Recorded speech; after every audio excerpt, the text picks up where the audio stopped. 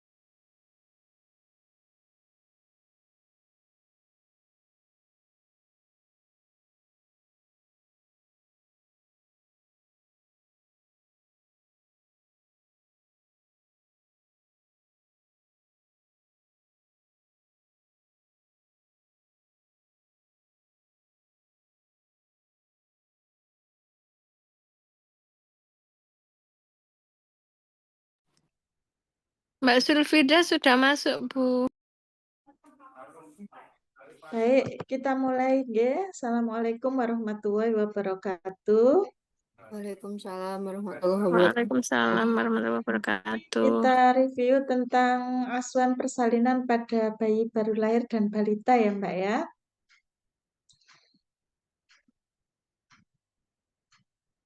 Sudah terlihat, Mbak?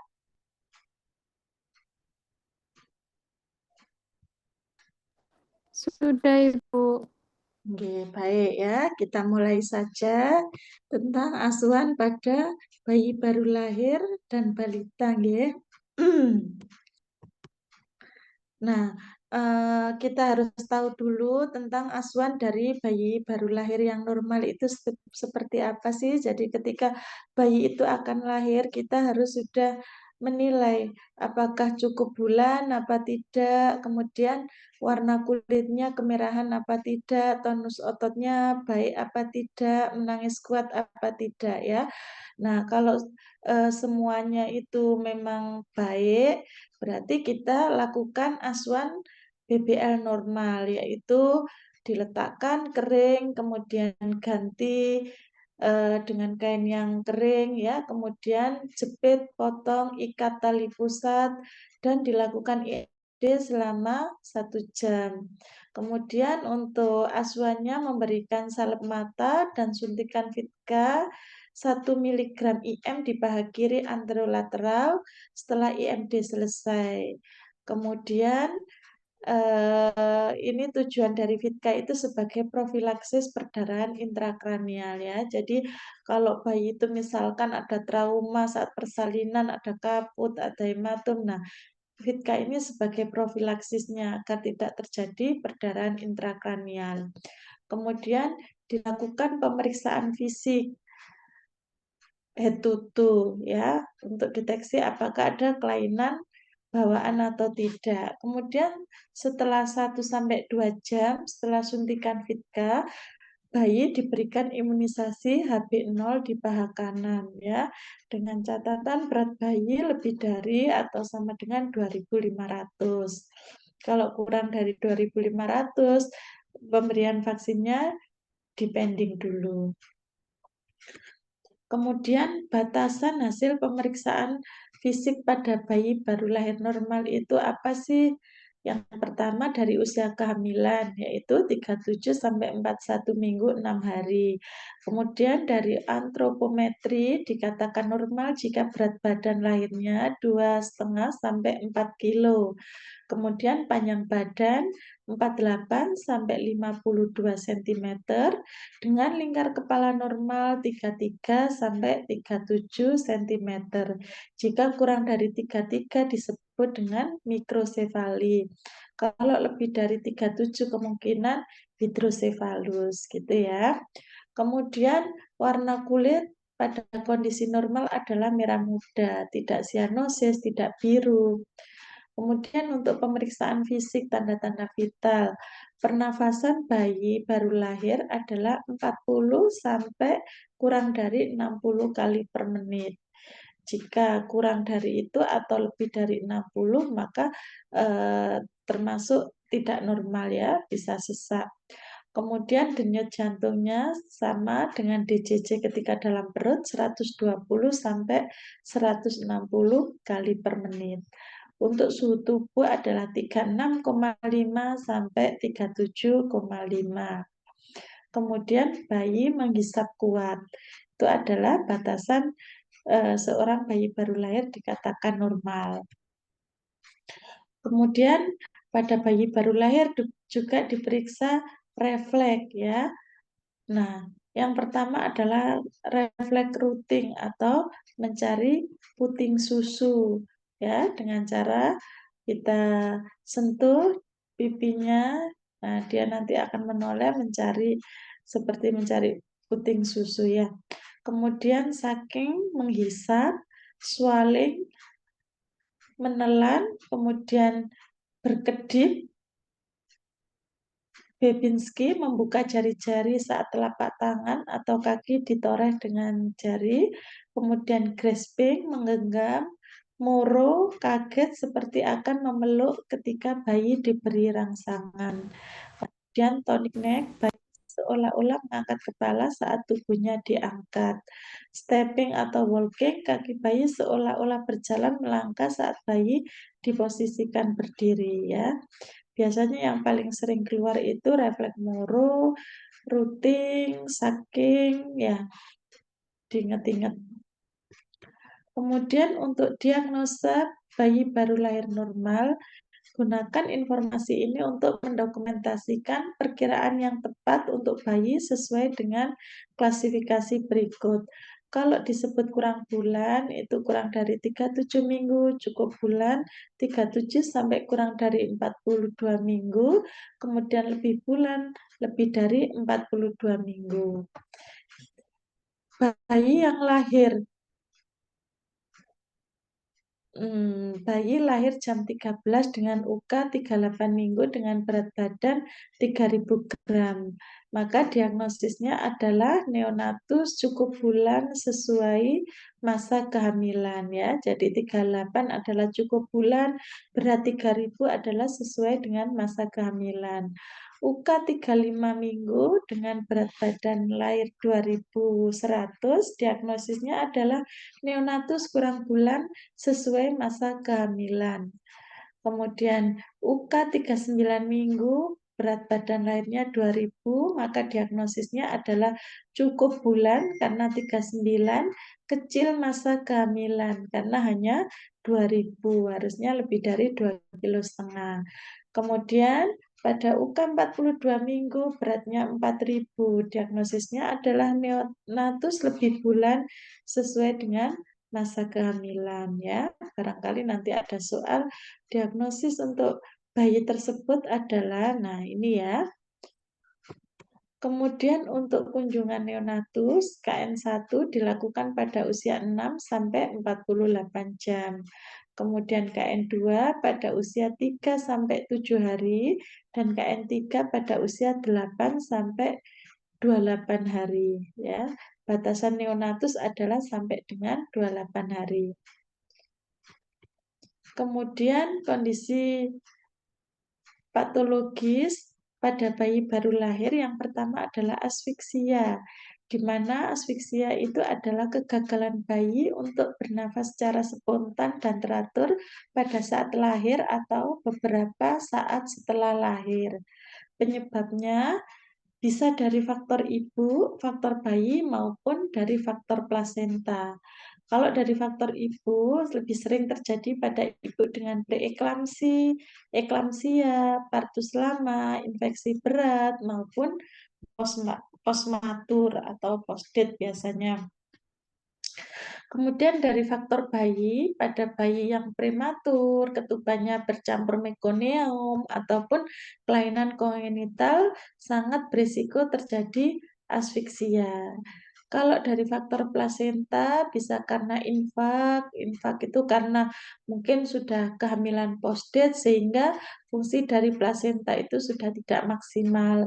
Nah, bisa juga karena hematoma, misalkan terjadi pelepasan sebagian dari plasenta seperti itu.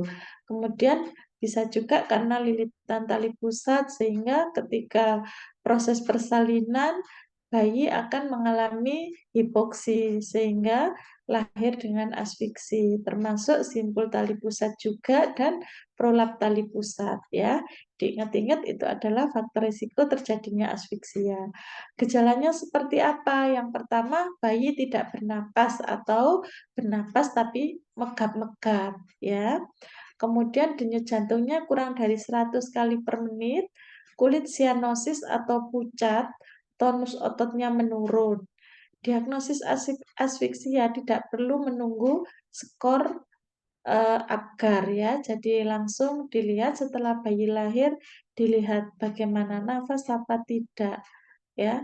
Tonus ototnya baik apa tidak, kemudian kulitnya sianosis apa tidak ya. Kalau terdapat tanda-tanda tersebut, maka bayi langsung dilakukan tata laksana asfiksia. Tidak perlu menunggu Apgar skor karena Apgar skor itu terlalu lama ya. Menit pertama, menit kelima, nah nanti bayinya sudah tidak tertolong ya. Kemudian Apgar skor sendiri itu terdiri dari 5 item ya. Yang pertama appearance atau warna kulit ya, sudah hafal ya. Kalau biru pucat 0, kalau tubuh merah ekstremitas biru itu 1, seluruhnya merah muda itu 2 gitu ya. Begitu juga dengan denyut jantung. Jika tidak ada 0, lambat kurang dari 101, lebih dari 102, ya. Kemudian kepekaan refleks, kalau tidak ada berarti 0, kalau merintih 1, menangis kuat 2 ya. Tonus otot juga begitu, kalau lemak 0, kemudian kalau fleksi pada ekstremitas saja itu nilainya 1, gerakan aktif 2. Pernafasan, jika tidak bernafas, tidak ada, itu nilainya 0. Kemudian lambat, tidak teratur 1, dan menangis dengan keras 2 ya. Klasifikasinya disebut tidak asfiksi jika Apgar skornya 7 sampai 10. Asfiksia ringan sampai dengan sedang yaitu Apgar 4 sampai 6. Asfiksia berat 0 sampai 3. Kemudian permasalahan pada bayi yang sering terjadi adalah kehilangan panas atau hipotermi. Nah, mekanisme dari kehilangan panas itu ada beberapa. Yang pertama yaitu evaporasi yang disebabkan oleh cairan.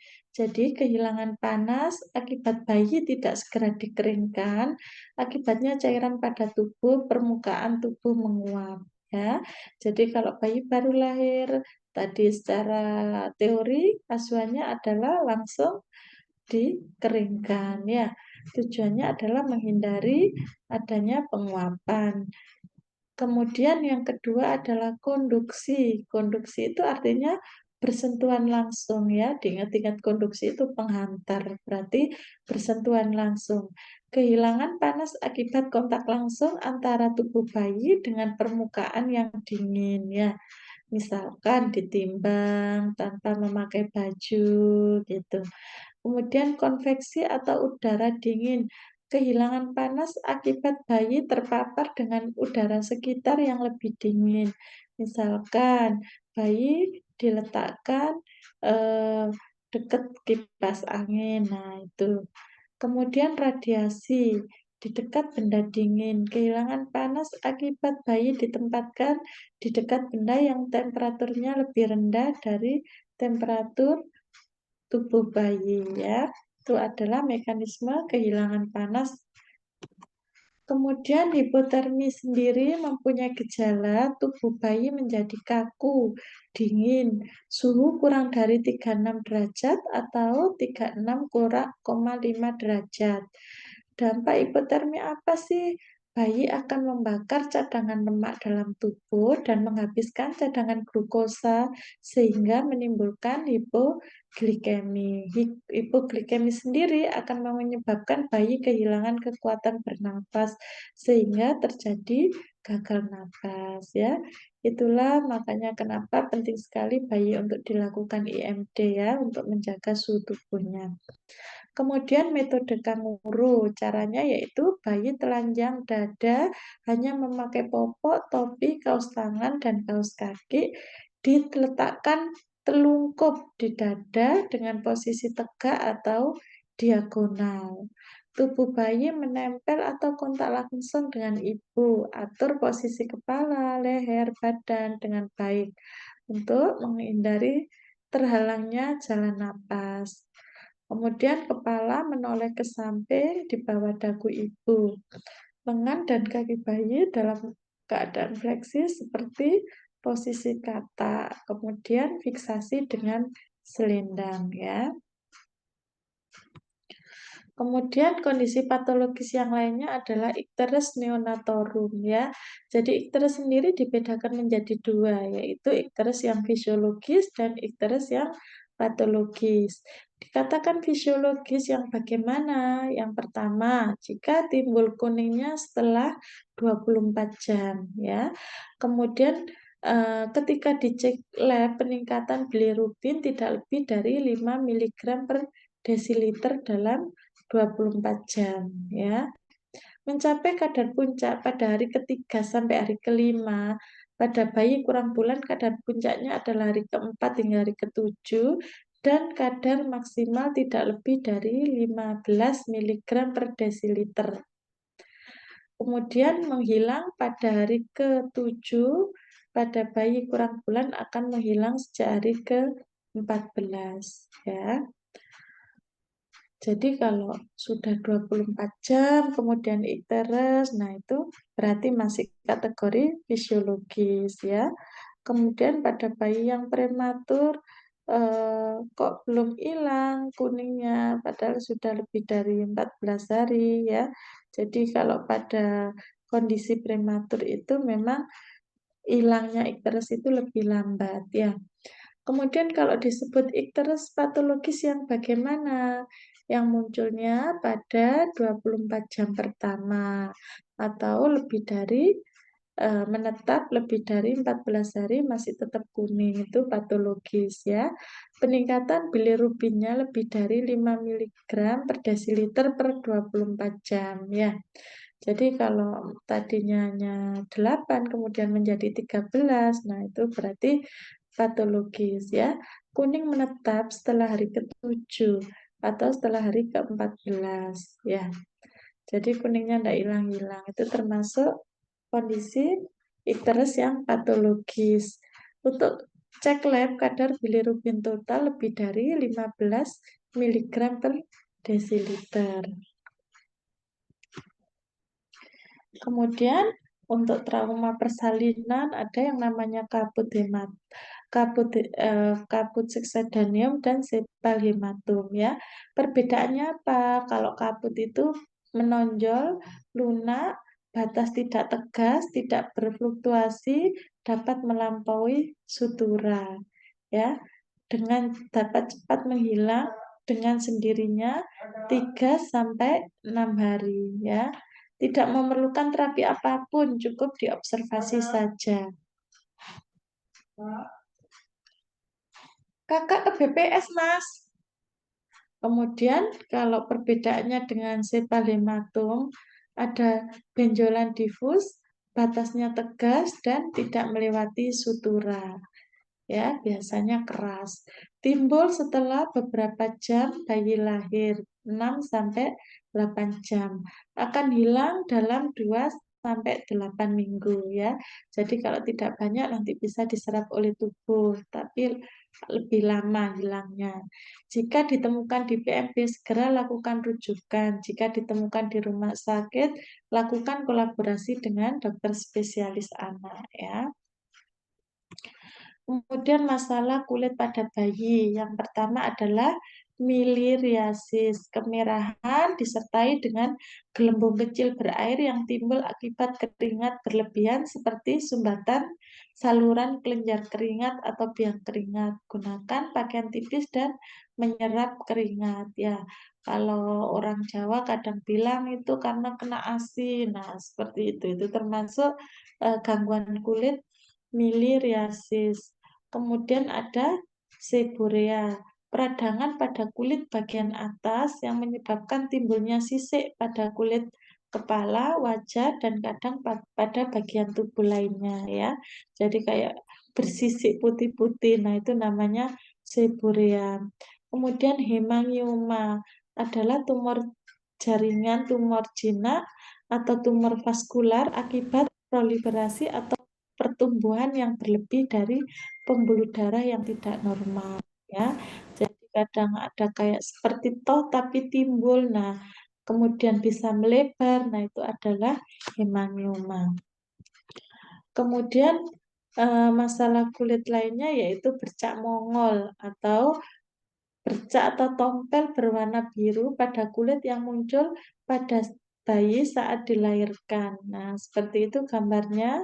Kemudian ada juga masalah oral thrush atau bercak putih pada selaput lendir mulut. Biasanya mukosa dan lidah, kadang-kadang palatum, gusi, serta lantai mulut. Kemudian bersihkan dengan kasa, air hangat, dan garam. Berikan nystatin atau gentian violet ya.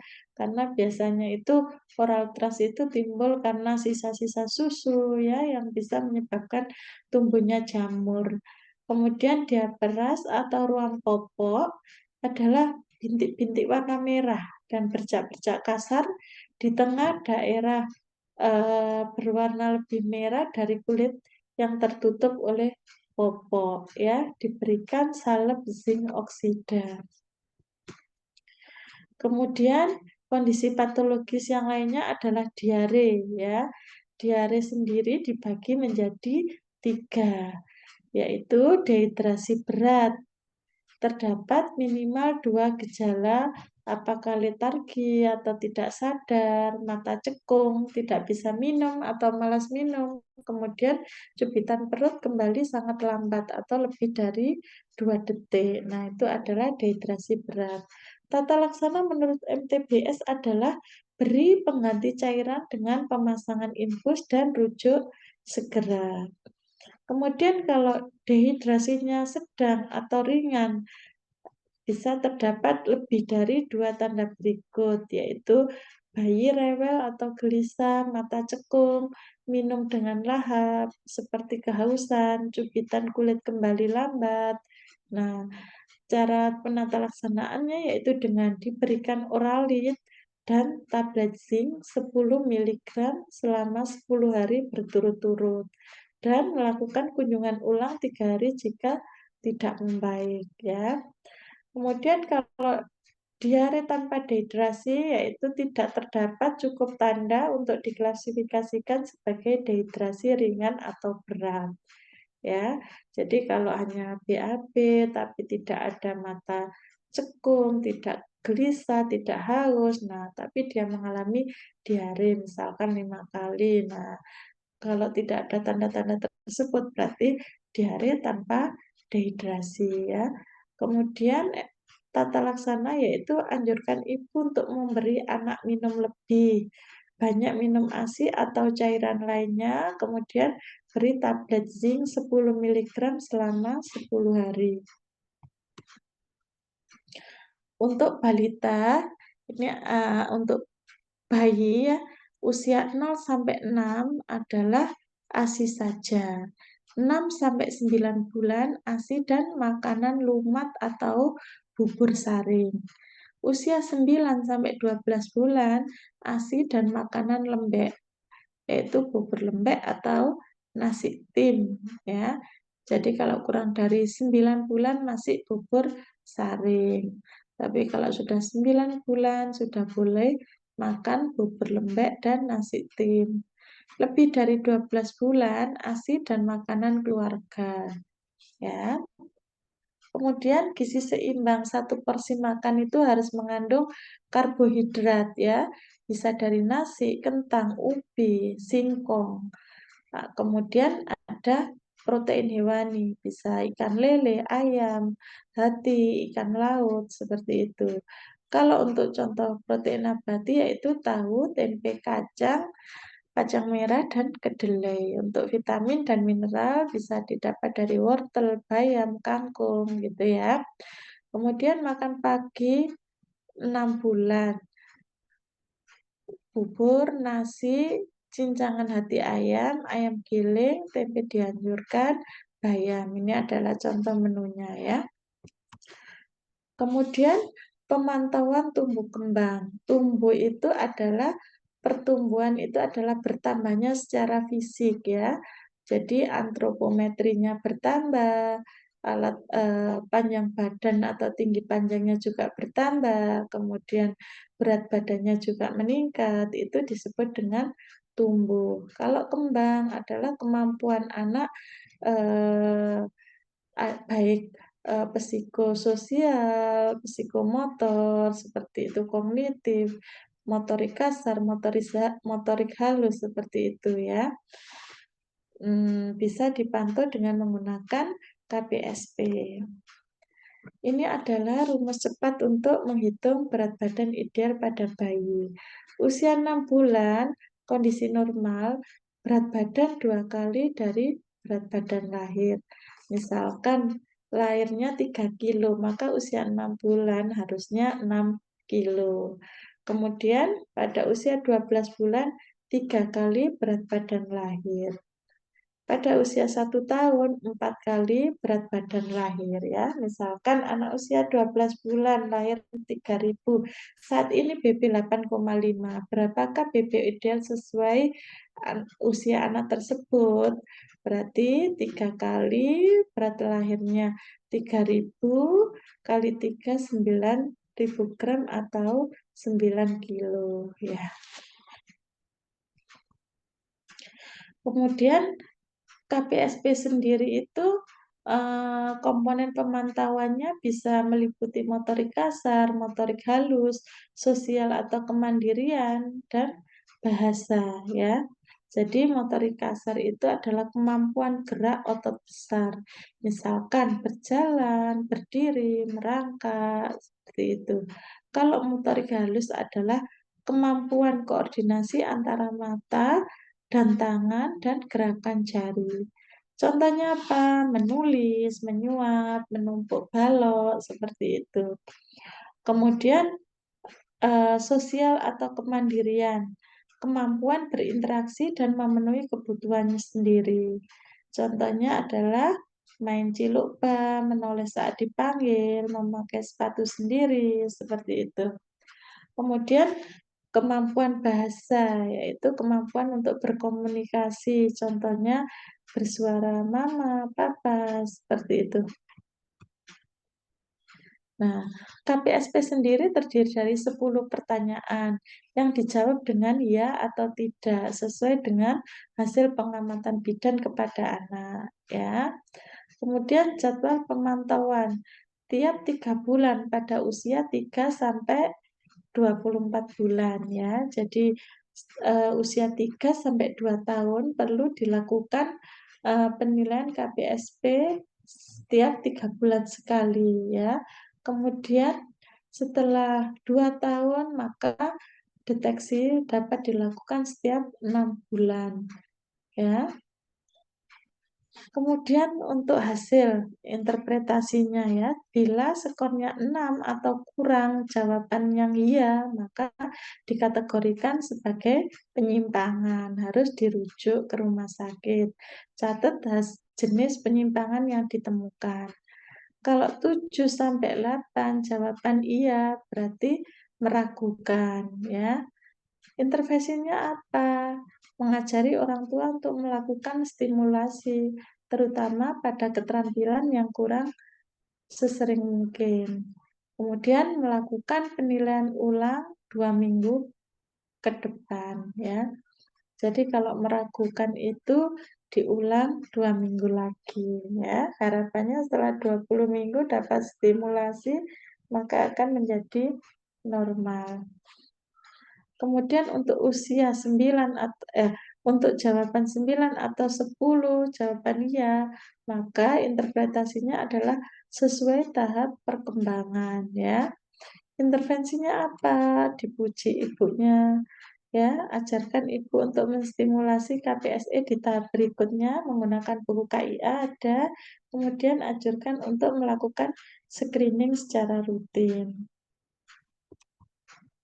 Ini adalah contoh form KPSP ya. Jadi di atas itu ada judulnya untuk bayi usia berapa sudah ada ya, karena format KPSP ini setiap jarak 3 bulan itu berbeda isinya ya.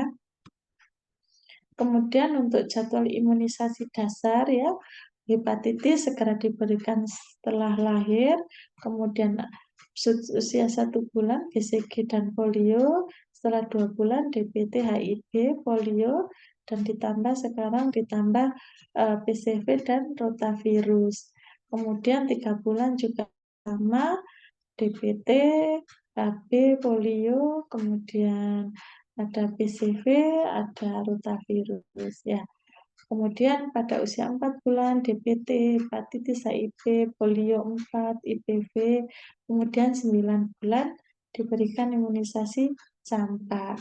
Interval minimal untuk jenis imunisasi yang sama yaitu 1 bulan.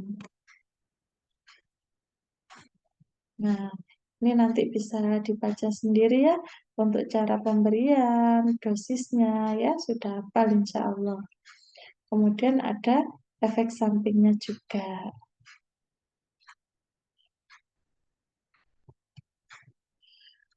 Ya, ini jadwal imunisasi lanjutan usia 18 bulan diberikan DPT booster dan campak poster ya.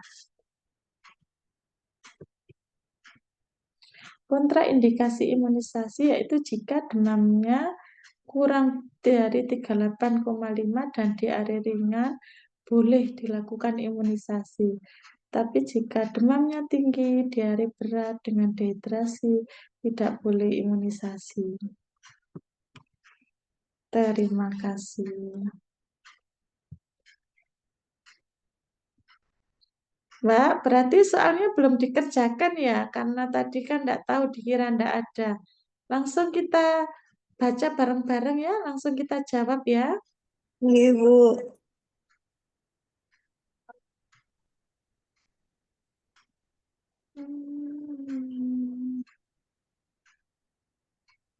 Bentar ya.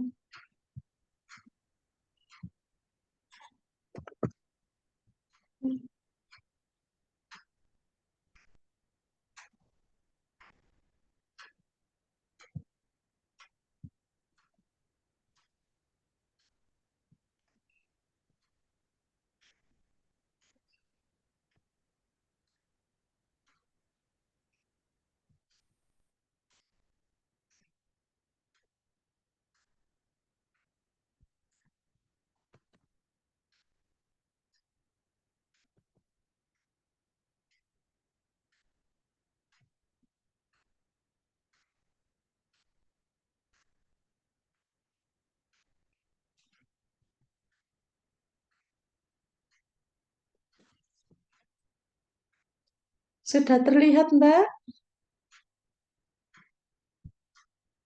Ampun, Sudah, Bu. Bu. Oke, ya, kita mulai ya. Nomor 1, seorang anak usia 7,5 bulan dibawa ibunya ke posyandu untuk melakukan penimbangan rutin. Saat ini berat anak mencapai 8 kilo 250 gram dan anak dalam keadaan sehat. Makanan pendamping ASI yang tepat sesuai dengan kasus tersebut adalah Yang C, Bu. Ya, betul ya. Jadi karena usianya 7,5 bulan, maka pendamping ASINya adalah tim saring ya. Nomor 2, Mbak Melisa.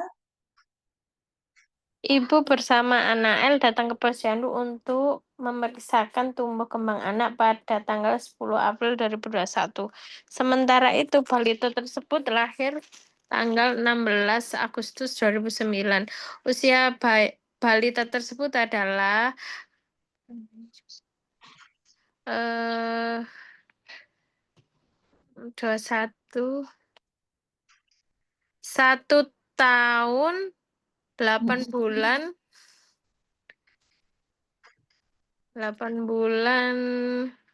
15 hari ya, Bu. Ayo, berapa? E apa B? Bukan A ya, Bu. Hmm? B. Eh, 10 April 2021. 21. Ya, kemudian lahirnya 16 Agustus 2019. 16. Dari Agustus ke April berapa? 6 bulanan bukan, Bu? Hmm? Ya, Eh, nanti dihitung sama kalkulator ya. Wes, intinya seperti itu cara menghitungnya ya. Iya, Bu. Uh, Agustus. Nomor 3, Mbak Zulfida. ya, Bu. Nyonya G datang ke PMB untuk memeriksakan anaknya yang berumur 2 tahun. BB lahir 3.000 gram, PB 50 cm. Berapakah tinggi badan tersebut menurut rumus Berehman? C bukan, Bu, 89. Caranya udah tahu? Nah, ya, jadi rumusnya lahir 50 cm, umur 1 tahun 75 cm, umur 2 sampai 12 tahun 12 tahun, umur dalam tahun kali 6 ditambah 77. Pada kasus tersebut umur anak 2 tahun, maka tinggi badannya adalah 2 kali 6 ditambah 77 sama dengan 89 cm ya, jawabannya C. Susah ya, Nomor Bu, ngitungnya. tadi Mm-mm. kan ada rumusnya ya. Yang tadi di Iya, teori tadi, nah itu dikotai nanti dihafalkan ya. Heeh. iya, Iya, kadang-kadang memang keluar ya Mbak. Ya, nggak apa-apa iya, ya. Bu. Heeh. Seorang bayi perempuan baru saja dilahirkan spontan di PMB. Baik, suhu bayi 36 derajat dan tubuhnya terlihat kebiruan. Dari hasil pengamatan ternyata suhu AC ruangan dalam kondisi hidup. Mekanisme kehilangan panas yang terjadi pada kasus tersebut adalah Konveksi, C. Ah, C, konveksi. kok gak ra- podo rek? Ayo, radiasi. Yang ayo. A, Bu. Iya, Konveksi bu karena AC. Hah? iya, Yang Oh, A. radiasi ya? ya radiasi ya. Tapi tadi ada AC-nya, Bu. Iya, heeh. Kan radiasi itu kehilangan panas yang terjadi di dekat benda yang mempunyai temperatur lebih rendah dan dari Tuh, temperatur tubuh bayi. itu Ya, apa, Bu? itu maksudnya ya kalau udara yang di sekitarnya itu lebih rendah, nah itu kan bayinya akan itu terjadi radiasi atau memancar Oh, seperti itu ya. saya kira konveksi yang terpapar karena lingkungan sekitar dingin tadi, AC-nya tadi. Itu radiasi ya Mbak ya, karena suhunya Oh, lebih rendah dari temperatur tubuh bayi ya. Kalau konveksi itu misalkan dia itu ditimbang dalam kondisi tidak loh, itu memakai bukan baju. konduksi ya, Bu? Kontak langsung dengan permukaan dingin. Oh Kalau iya, yang iya, ruangan. iya, iya, konduksi, ya. Jadi kalau AC lebih dingin itu adalah radiasi. Kalau Bukan yang konveksi itu, radiasi itu kayak sinar itu ya Bu, lampu. Kalau umpamanya kita pada saat anu bayi terus disorot lampu, dia nanti memberikan efek hangat gitu Bu. Radiasi kayak pemancaran sinar iya, gitu Bu. Bukan ya? iya. Jadi kalau radiasi itu kan kalau seandainya dia diletakkan dekat lampu, maka kan cahaya lampu itu yang akan membuat bayi itu hangat. Nah, Mm-mm. sebaliknya kalau bayi itu ditempatkan di tempat kemudian AC-nya dingin ya maka nanti Bukan konveksi ya? eh, Bukan konveksi. Saya kok malah konveksi ya Bu. Karena kan lingkungan dingin terpapar dengan daerah sekitar yang lebih dingin. Dia kan di AC gitu Bu. Bukan cahaya, tapi lingkungan AC. Bukan ya Bu? iya iya AC itu kan dia kan suhunya lebih rendah di lingkungan gitu. Kalau di daerah sekitar yang lebih dingin, misalkan dekne itu eh, kayak apa ya? Nanti nanti ada gambarnya kok ya, ceng gambar bayi diletakkan di tempat itu loh Mbak ya, nanti biar lebih lebih enak ya, nanti ada gambarnya ya. Mm-mm. Nomor 5, kok tak kirim gambarnya ya, biar gampang mengingat-ingat. Bidan akan melaksanakan kunjungan neonatal kedua pada bayi W. Waktu yang tepat dilakukan untuk KN2 adalah C 4 hari. ya 3 Iya, sampai Mbak. 7 ya. Iya, Bu. Oke. Nanti saya kirim ya Mbak ya gambarnya ya biar nanti lebih enak inget-ingetnya ya. Iya, Bu. Nomor 6, anak O berusia 18 bulan datang ke posyandu untuk memeriksakan berat badannya. Hasil menunjukkan anak tersebut mengalami kenaikan berat badan sesuai dengan kurve. Apakah jenis makanan yang sesuai untuk anak tersebut? A. Yang A, Yang Bu, dipotong-potong. dipotong-potong. Iya, karena kan termasuk sudah makanan dewasa ya, Makanan makanan lauk pauk. keluarga. Ya. Nomor 7, Mbak Melisa. Nyonya I membawa anaknya ke posyandu. Klien mengatakan bayinya sudah bisa terlungkup dan bisa mengangkat kepalanya sehingga membentuk sudut 45 derajat. Usia bayi pada kasus tersebut adalah yang B ya, Bu. B apa A?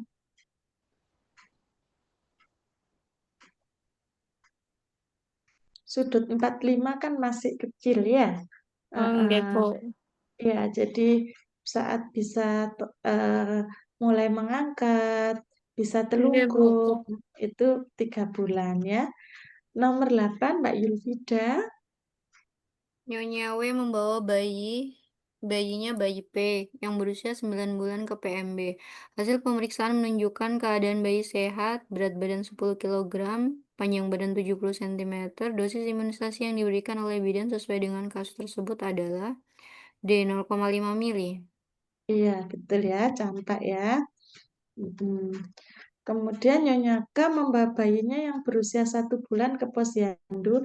Tiba-tiba bayi menangis keras. Kemudian bayi menjadi tenang setelah digendong dan dipeluk oleh ibunya. Mata bayi menatap lekat melihat wajah ibunya. Kemampuan yang sudah dikuasai bayi sesuai dengan kasus tersebut adalah apa? Motorik halus Apa? bukan, Bu? Hmm, apa ya? Bukan. Kalau motoris, Naturalisasi. motorik halus kan kayak mengambil benda-benda yang kecil kayak gitu ya. Oh, iya. Psikososial ya. Jadi iya. Nomor 10 Mbak Melisa. Nyonya F membawa bayinya yang berusia 9 bulan datang ke PMB untuk melakukan penimbangan dan imunisasi ulang.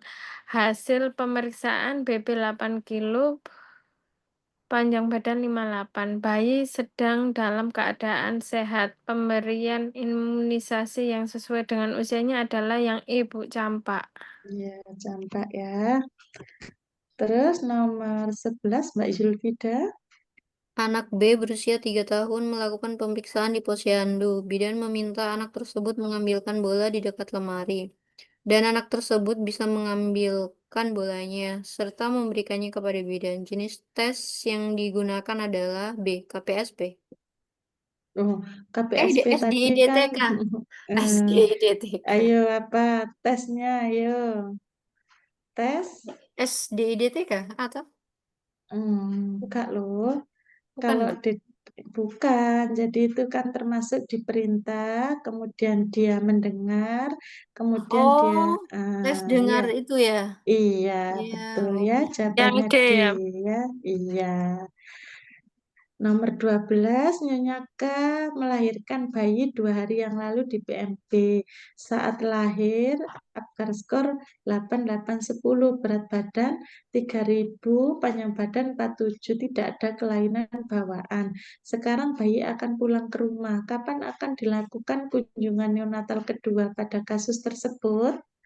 47 hari ya. Yang A, Bu. Iya, iya, kunjungan neonatal kedua 4 sampai 7 hari. Nomor 13, bayi J dibawa ibunya ke PMB untuk mendapatkan imunisasi BCG. Penyuntikan dan dosis yang diberikan oleh bidan adalah A. Intrakutan pada lengan kanan atas dengan dosis 0,05 mili. iya, betul ya. Dan nanti akan terjadi luka abses dan jaringan parut Nggih. 3 sampai 7 mili merupakan ciri khas dari imunisasi Imunisasi. BCG. Ya.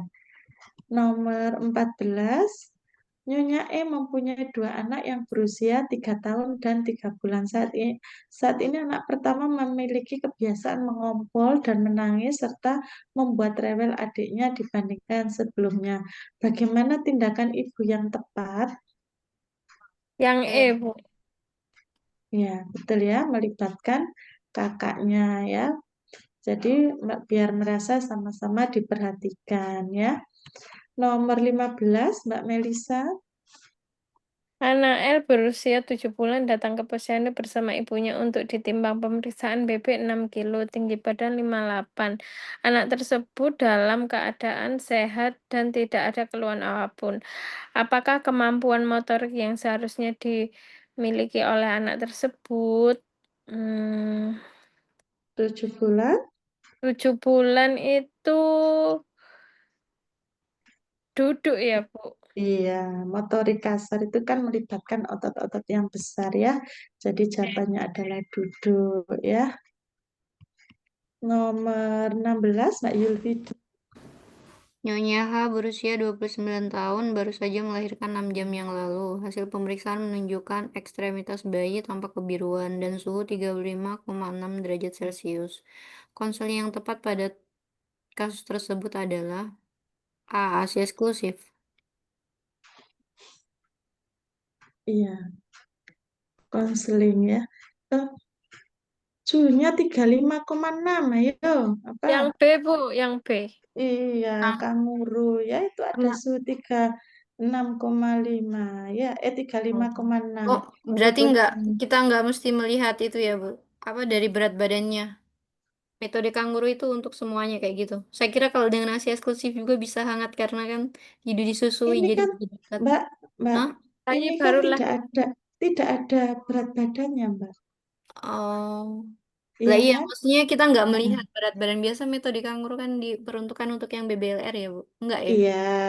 Atau kalaupun bayinya itu misalkan tidak kecil, itu biasanya skin to skin kan gitu. Ya, Iya, Bu. iya kan termoregulasi yang paling baik adalah skin to skin kan Mbak? Ya.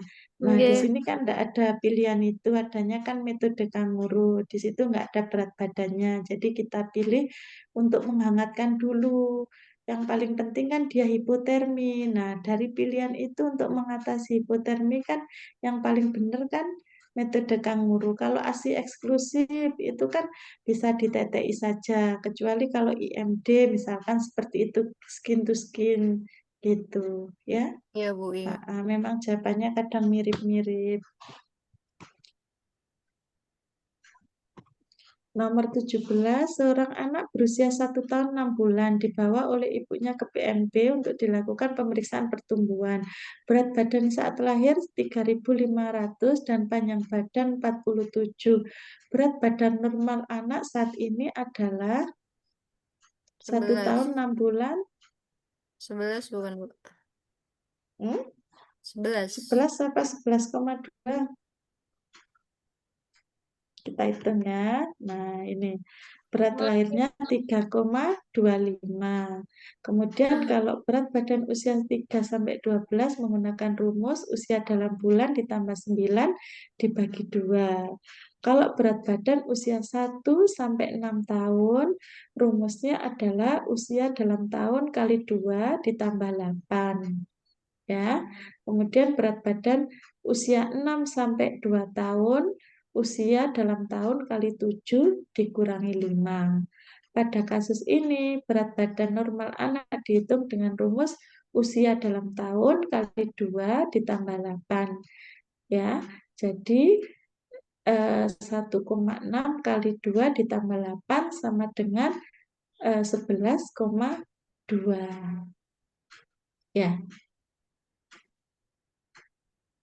angin. Iya, Bu. Susah, Bu. Ya, nanti dicatat, tak apa-apa. Nomor 18, Mbak Melisa. Nyonya U berusia 25 tahun datang ke posyandu membawa anaknya yang berusia 5 bulan. Klien mengatakan gerakan bayi tidak aktif dan jarang mengoceh. Hasil pemeriksaan menunjukkan tidak ada kelainan. Jenis permainan yang tepat untuk mengetahui perkembangan bayi dengan kasus tersebut adalah bola, Bu. Oh, ayo. Bola atau Kicik-kicik, Bu. Usianya kicik-kicik 5 ya, Bu? bulan. Ya, Iya, kicik-kicik. kicik-kicik. Kan dia jarang mengoceh, tidak aktif kan takutnya kan seperti kurang bisa mendengar, seperti itu. Ya, jadi kicik-kicik itu kan bunyi-bunyiannya itu yang paling tepat ya. Nomor 19, Mbak Yulfida. Nyonya F berusia 22 tahun datang ke posyandu membawa anaknya yang berusia 4 bulan. Hasil anamnesa berat badan 3.000 gram, panjang badan lahir 50 cm, serta keadaan anak sehat dan baik. Tahap perkembangan bahasa yang sudah bisa dicapai anak sesuai kasus tersebut adalah mencari sumber suara. Ayo, 4 bulan. 4 bulan. 4 bulan. Mendengarkan Menirukan suara bunyi. ya, Bu. Hmm? Menirukan bunyi, Bu. Iya, betul ya. Jadi kalau 4 bulan itu kan sudah bisa berceloteh ya. Kalau mendengar, mengikuti suara itu kan awal-awal itu sudah tahu ya. Kayak ada bunyi, dia noleh seperti itu. Tapi kalau usia 4 bulan kan sudah mulai mengoceh ya, menirukan suara yang ia dengar ya. Ya memang menirukannya tidak jelas seperti aslinya gitu, tapi maksudnya dia itu berusaha kalau ada suara itu kayak ikut menirukan gitu untuk usia 4 bulan. Nomor 20, Nyonya U melahirkan 1 minggu yang lalu di BPM secara spontan. Keadaan umum bayi baik, hasil pemeriksaan, lingkar dada 33, lingkar kepala 34, panjang badan 50, berat badan 3.200. Bayi minum ASI tidak muntah, BAB 2 kali sehari, mekonium. Bayi tidak bisa tidur lelap, sebentar-sebentar bangun. Lama jam normal pola tidur bayi dengan usia sesuai dengan kasus tersebut adalah 1 minggu. 1 minggu. Berapa? Hah? B. Yang B, Bu. Hanya apa sedikit kalau 1 minggu? Banyak. Banyak. Ya. Jadi Oh, kalau yang untuk minggu A. pertama itu 16 Oh, hingga 18 jamnya per hari ya. ya, Nomor Bu. Oke, dua Bu. puluh satu Mbak Yulfida. Seorang anak berusia 8 bulan dibawa oleh ibunya ke BPM untuk dilakukan pemeriksaan pertumbuhan. Berat badan saat lahir 3.000 gram dan panjang badannya lahir 47. Berat badan normal anak saat ini menurut Brehman adalah 3 kali 2 ya, Bu. 6. Ayo, yang tadi usia 8 bulan berarti kan ini 3 sampai 12 bulan rumusnya usia dalam bulan ditambah 9 dibagi 2. Oh, Ya, ya. 8,5. 5. Nomor 22 Mbak Melisa. Sudah ada jawabannya itu, Bu C. Oh iya. Iya. Nomor 23 Mbak. Nyonya C membawa bayinya yang berusia 9 bulan datang ke BPM untuk mendapatkan imunisasi. Hasil pemeriksaan menunjukkan keadaan bayi sehat, BB 10, panjang badan 70. Dosis imunisasi yang diberikan oleh bidan sesuai dengan kasus tersebut yaitu 0,5, Bu. Iya, betul ya, campak ya. Nomor 24, seorang bayi baru lahir 10 menit yang lalu dan berjenis kelamin perempuan. Bidan memberikan rangsangan dan mendadak bayi tersebut mengangkat lengannya seolah seperti memeluk. Refleks yang terjadi adalah, A. setuju? Moro. Ya. Ya, Moro memeluk kaget. kaget ya. Nomor 25, Mbak Melisa. Seorang bayi berusia 4 hari lahir di BPM saat kunjungan neonatal, bidan melakukan pemeriksaan kepada bayi dan terlihat bagian wajah bayi tampak kuning. Pada kasus ini, bayi hanya diberikan ASI oleh ibunya. Intervensi yang diberikan oleh bidan terkait dengan kasus tersebut adalah yang C, Bu. Ya, betul ya. Jadi interestnya masih fisiologis ya, terjadi karena hari keempat dan hanya di sekitar wajah ya. Jadi sebenarnya tujuannya dijemur itu biar bayinya tuh haus, banyak minum, sehingga nanti bilirubinnya itu bisa keluar lewat urin maupun fesesnya ya. Nomor 26 Mbak Yulfida. Seorang bidan melakukan tes pada anak usia 36 bulan. Bidan memanggil anak tersebut dengan sebutan namanya. Lalu anak tersebut memberikan respon. Tes yang dilakukan bidan pada saat kasus tersebut adalah BTDD. Iya, betul ya, tes daya dengar ya. Nomor 27, Nyonya Y melahirkan bayinya di BPM 1 jam yang lalu. Hasil pemeriksaan menunjukkan berat badan 3750, panjang 51, dan RN 40 kali per menit. Untuk mencegah infeksi, bidan memberikan salep mata pada bayi. Nama salep mata dan dosis yang diberikan oleh bidan pada kasus tersebut adalah Yang D, Bu. apa?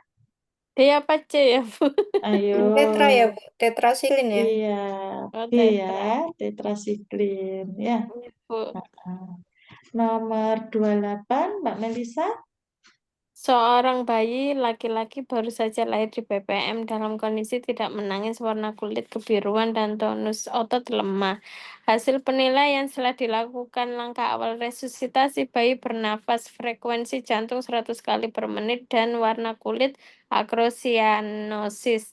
Tindakan selanjutnya yang tepat dilakukan sesuai dengan kasus tersebut adalah yang ya, Bu. Hei. Bu, B. Oh, Hmm. ayo apa yo? Kan dia sudah bernafas, frekuensi jantungnya sudah lebih dari 100 kali per menit. Menit. Berarti Observasi ya, tanda vital. ya asuhan bayi baru lahir. Ya, Oh, yang D, ya, Bu. kan dek wis normal ya, berarti ya Iya, Bu. di IMD diberikan salep mata, diberikan injeksi Vitka ya. Nomor 29. Nyonya P melahirkan bayi spontan aterem dengan berat lahir 3000 gram agar menit pertama, frekuensi jantung 110. Oh, wis ada ya.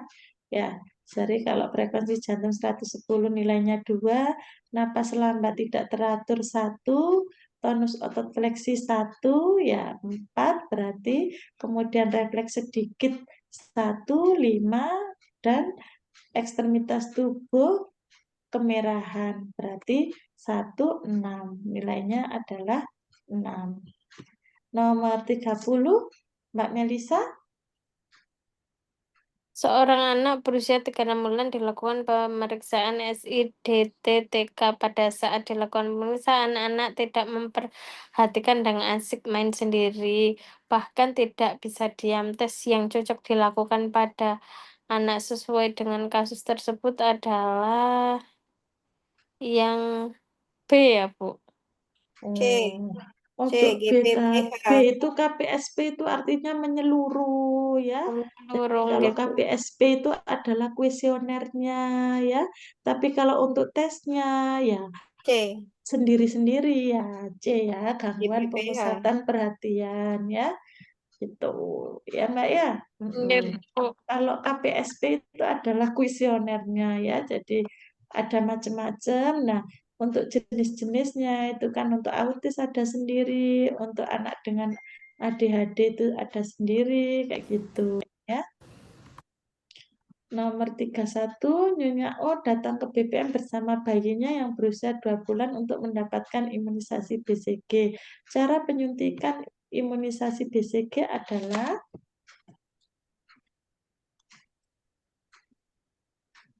B Yang C, bukan Bu. Eh. yang C. C apa B? B. B 15 derajat. Iya, Iya. B 15 ya. derajat. Ah, ah. Yang B ya, 5 sampai 15 di daerah epidermis ya. epidermis. Ah, Di ah. bawah Kan kulit kan? iya, kan hanya menjungkit sedikit kan ya. Iya, Kan. Bu. Ya kan? Ah, ah. Nomor 32, Mbak Melisa. Nyonya T datang ke posyandu untuk memeriksakan anaknya yang berusia 2 tahun. Anak memiliki berat badan lahir 2.600 gram dan panjang badan 50 cm. Berat badan normal anak sesuai dengan kasus tersebut adalah 2 tahun ya, Bu. Ya, Yang kalau 2 tahun tadi berapa? 12 apa Ya, 13 Bu? 12. 14. Ya. 12 ya, Bu. Ya, 12 ya, Bu. ya. Anu Ju, cuma mengira-ngira tadi dari berat yang Iya, satunya. jadi pakai usia dalam tahun kali 7 dikurang 5 gitu ya. Nomor 33, anak R berusia 18 bulan baru saja dilakukan imunisasi DPT. Hasil pemeriksaan normal, anak dalam keadaan sehat. Bidan menyuntikkan vaksin DPT. Apa reaksi normal yang muncul dari imunisasi tersebut? Yang C, Bu. Ya, demam ya. Eh, Nomor 34, Mbak Melisa. Seorang bayi perempuan lahir spontan 1 jam yang lalu di BPM. Usia kehamilan ibu pada saat lahir adalah 37 minggu. Bayi memiliki gerakan aktif BB 2.500 gram, panjang badan 47, dan RR 40 kali per menit. Pada hasil pemeriksaan tidak ditemukan kelainan. Saat ini bayi memerlukan proses adaptasi metabolisme yang maksimal. Tindakan yang harus dilakukan agar proses metabolisme bayi berjalan dengan baik baik adalah yang E ya, Bu. Ya, pemberian ASI sesegera mungkin ya. Nomor 35, Mbak Yulfida. Nyonya W melahirkan bayinya 1 jam yang lalu di puskesmas. Hasil pemeriksaan ketika telapak tangan bayi disentuh, bayi dapat menggenggam jari telunjuk pemeriksa. Apakah refleks yang ditunjukkan pada bayi tersebut? B. Grasping. Iya, betul ya. Nomor 36, bidan melanjutkan pemeriksaan pada bayi Nyonya W dengan mengusap kaki bayi. Hasil pemeriksaan jari-jari bayi membuka lebar. Apakah refleks yang dialami bayi tersebut? B. Babinski. Iya, betul ya. Kemudian nomor 37, Mbak Melisa. Bayi Nyonya U sedang diperiksa oleh bidan. Hasil pemeriksaan bayi menangis spontan, kulit kemerahan. Bidan mengetuk halus glabiela sehingga mata bayi menutup. Refleks pada bayi tersebut adalah yang Apa yang ya? C apa E, Bu? Ya, glabella ya. D, Bu, ya. Iya. Yang dekatnya di antara dua alis itu yang menyebabkan Baik, mata nggih, Bu. menutup dengan rapat. Nomor 38, seorang anak berusia 5 tahun dibawa ibunya ke posyandu. Hasil perkembangan anak mempunyai kemampuan dalam mengenakan pakaian sendiri, bermain peran, mampu berbahasa dengan lancar, berhitung, mengenal warna, melompat, dan menari. Termasuk periode tumbuh kembang apakah anak tersebut? Balita. Yang D. Ayo, balita Bukan apa prasekolah? 5 tahun. Prasekolah ya, Bu, prasekolah. Iya ya. Nah, ya. Kan Dani kok jawaban iku mirip ya masane makanya kan nek Sekolah, Bu, biasa C. iya biasanya kan mesti ngono gampang kok mau bijine semono ya gitu ya. Nomor 39, seorang bayi baru saja dilahirkan di PMB. Bayi tersebut sedang diantropometri sehingga diletakkan di atas timbangan, tidak diberi malas. Mekanisme kehilangan panas yang terjadi adalah Konduksi. Radiasi, Bu. Konduksi karena ah, penempelan dan apa timbangan. yo kan Konduksi A. bersentuhan. Nah, ya konduksi ya. Konduksi ya, Bu. Hmm. Ibu membawa bayi N ke Polindes, lahir spontan 4 hari yang lalu. Keluhan malas menyusu dan kuning. Hasil pemeriksaan muka, badan, dan tangan, kaki tampak kuning. Suhu 37, RR-nya 60 kali per menit. Berapakah derajat ikterik bayi tersebut menurut Krimer? 4. Satu, Ayo sampai kaki, tangan 4. kaki, kaki. 4 ya, Bu. 4. Kalau telapak sampai 5 kan, Bu? Kaki Iya, 4. ini ya kalau kepala 1 sampai leher aja, 2 sampai umbilikus, Umbilikus. 3 sampai lutut, 4 sampai ekstremitas sampai dengan pergelangan tangan dan kaki, 5 sampai ujung-ujung jari ya. Nomor 41, Mbak Melisa. Anak H berusia 5 tahun dibawa ibunya ke posyandu. Hasil penilaian perkembangan anak mempunyai kemampuan dalam mengenakan pakaian, Wes mari, wes Iya, ya. Bu, Ya, prasekolah, Bu. Iya. Ih, Ini, Nyonya K membawa anaknya yang berusia 1 tahun ke posyandu. Hasil pemeriksaan normal. Berat badan lahir 3.300. Berapakah berat normal anak tersebut berdasarkan rumus Berman? 1 11, tahun. yang 11. 12 apa 11? Ayo, dihitung ya. 10. Satu, 11 apa 10 ya? 11. iya, usia 1 tahun. 10. 1 kali 2 Setahun ditambah kali 8. 2. Nah, Oke. ya, betul ya. Nomor 43, Mbak Yulfida. Bayi H lahir spontan 6 hari yang lalu dengan umur kehamilan aterm, berat badan lahir 2.650 gram, panjang badan lahir 50 cm. ASI keluar lancar. Saat ini bayi malas menyusu sehingga tubuhnya menjadi kuning. Apakah asuhan yang tepat untuk bayi tersebut? A. Memberikan ASI secara on demand. Iya, betul ya. Nomor 44, bayi T berusia 3 bulan dibawa ibunya ke PNB. Mengalami bercak pada lidah, langit-langit, dan pipi bagian dalam.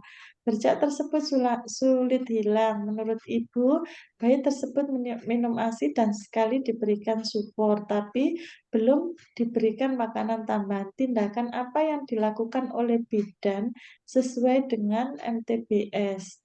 Pada kasus di atas. 44. Nah, Hmm? yang D ya, Bu. Bukan Bu. Hmm? Apa Bu? D apa E? Ya masa bayi Ya, Bu. dibersihin sama larutan garam?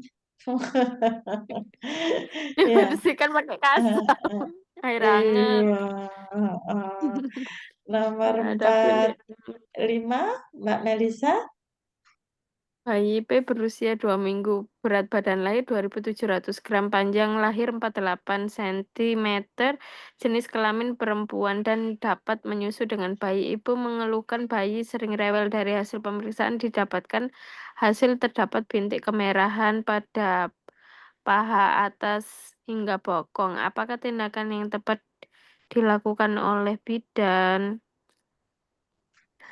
Eh, Bu, rujuk ke rumah sakit. Alah, lara apa dirujuk ke rumah sakit? Diaper, Daging diaperas daging itu tadi Bu. Bukan. Oh, bukan daging Konseling ya. tumbuh ya, Bu ya. Konseling mengenai perawatan Oh, bayi ya. beratan baik, nggih, Bu. Ya, nomor 46, bayi U baru saja Nyonya U baru Ada saja melahirkan. Oh iya, wis ya, wis ono jawabane. 47, ayo Mbak Melisa. bayi L berusia 2 bulan dibawa orang tuanya ke puskesmas untuk melakukan pemeriksaan tumbuh kembang. Salah satunya untuk memeriksa perkembangan pendengaran bayi. Apa tanda bayi memiliki perkembangan pendengaran yang baik pada usia tersebut? 2 bulan. Ya, 2 bulan. 2 bulan Eh, menikmati musik, Bu. Hmm. Bu. Tersenyum saat diajak bicara. Ya, Yang jadi enggak, Bu. diajak ngomong tersenyum itu artinya dia sudah mendengar. Mendengar. Gitu ya. 48, bayi S berusia 6 bulan datang bersama ibunya ke posyandu untuk melakukan penimbangan dan pemeriksaan rutin. Apa perkembangan motorik kasar pada usia tersebut? Motorik kasar, ayo, 6 bulan itu bisa Mengangkat apa? kepala saat tengkurap. A. Yang Hmm, duduk, Bu. 6 bulan, ayo. Mengangkat 6 kepala bukan Bu. bulan, apa ya? Ayo, Berguling. Berguling dari ya. terlentang Tengkurap, berdiri. ya, Bu. Betul, ya C ya. Jadi kalau mengangkat kepala saat Tengkurap. tengkurap Oke. itu kan sejak 3 bulan, 4 tiga bulan sudah bulan. bisa ya. Jawabannya C ya. Mm-mm. Nomor 49, Mbak Melisa. Bidan W akan melaksanakan kegiatan posyandu di desa. Ia menyiapkan vaksin yang akan dibawa saat posyandu. Vaksin yang berbentuk serbuk adalah vaksin Eh, inggih Bu, campak Bu. sampai Tanpa ambek apa? DP, Campak nggih Bu. Kalau polio kan tetes. Nah, ya apa? Plus DPT. DPT Bu. Lah, dalah. Ayo. BCG Bu, BCG. Nah, Oh, BCG, oh iya ya. BCG, campak dan BCG. Ya kan BCG sama campak itu harus dilarutkan ya. Nggih Bu. Jadi itu dari kuman yang hidup. Kalau DPT kan tinggal nyedot, masa Oh dari iya, serbuk ya. Ayo, ngantuk Bu. ngantuk ya. Nyonya T membawa anaknya berusia 5 bulan ke posyandu untuk melakukan pemeriksaan rutin. Berat badan lahir 3.200 gram dan panjang badan 48. Berapa tinggi badan ideal anak saat ini? 5 bulan, pakai rumus ya. 65, Ah, ah, 72. iya, 72 cm ya jawabannya ya. Nah, sudah habis. Besok mau belajar apa? Besok sudah tes. Mbak Oh, Melisa besok sudah sudah tes Bu. tes. Gak Oh, apa Mbak ya. Sulfida belajar sama Bu Sri privat. Mbak Biar Yulvida saya kapan tesnya, Mbak Yulvida? tanggal 9, saya paling terakhir kayaknya ya Bu. Oh, Mau. Tapi ya. enak bisa belajar dulu Bu. Ah, Tapi nggak ah. enak Mbak, rasanya tuh kayak Lupa nanti. kepikiran. Merasa, merasa iya, Mbak Yo. Walah, tambah aku. Apalagi kalau lihat-lihat kayak gitu Iya, yang sebelum-sebelumnya. Mele di mana sih? Lihat. Iya Mele Bu. di mana? tesnya di BKD 2 BKN. Surabaya. Boten, Iya. Mele, Mele di mana? Sama Bu kejaksaan. Kejaksaan sama. Walah, Saingannya 1.200. Saingannya iya. 1.200 Bu. Ya udah pasrah aja. Bidan semua itu 1.200. Iya Bu. Iya. Oh, Awalnya 1.600 Bu. Terus kan heeh. ada seleksi administrasi tinggal 1.200. Yang diambil hanya 16 orang. Nggak apa-apa Mbak, nggak apa-apa ya. Jadi gini loh Mbak, maksudnya tes itu gak harus sekali langsung lolos ya. Iya Jadi Bu. kadang-kadang itu pengalaman. Nah, kayak gitu. Jangan patah semangat ya. Iya Bu. Banyak yang sampai berkali-kali tes belum masuk ya semangat ya. Kalau masih muda aja ndak usah terlalu kepikiran ya. Atau sekarang juga sudah ada pekerjaan jadi dibuat santai biar ndak tegang. Kalau tegang gue lupa semua nanti. Ya wis nanti Mbak Yulvida besok kalau mau belajar ndak apa-apa kita latihan-latihan soal gitu ya Mbak ya. Iya boleh Bu, boleh boleh. Nggih. Soalnya saya Nipun juga nggih. nggak tahu mau belajar apa. Iya, iya betul. Kalau belajar sendiri tuh kadang bingung. Di tak Bingung. waca dhisik gitu ya. Iya Kalau Bu. saya sih memang Iya. wis lulusan dulu ya. Jadi pas 2005 itu tes pertama kali CPNS yang betul-betul transparan itu ya itu pertama kali ikut tes langsung masuk itu bareng sama suami. Yes, alhamdulillah Alhamdulillah. sama-sama di Rezeki. Surabaya gitu. Zaman dulu itu, kalau zaman dulu itu nggak kayak sekarang, Mbak. Iya Bu, sekarang susah Iya. banget. Kalau kalau sekarang ya susahnya sama, Rek. Susahnya itu Komputer Bu. sama. Dulu tuh malah nggak ada per per per kota, per institusi. Dulu malah satu Indonesia langsung. Jadi kesempatannya ya hanya satu kali kalau dulu itu. Gitu loh. Cuman zaman dulu itu offline, jadi datang bawa map, seleksi administrasi kurang apa, kurang fotokopi, ya suruh fotokopi kayak gitu. Jadi nggak ada yang gugur di administrasi gitu loh. Jadi ya siapa yang daftar berapa ya yang tes ya yang itu gitu loh, nggak ada istilah gugur di admin kayak gitu zaman dulu. Kalau susahnya ya sama dulu tambah nggak boleh milih. Jadi seumpama Provinsi Jawa Timur butuh 50, terserah mau ditaruh di mana, Madiun, di Saiful Anwar, itu Iya, nggak Bu. bisa milih gitu loh. Kalau sekarang kan bisa milih dan bisa memprediksi gitu loh ya.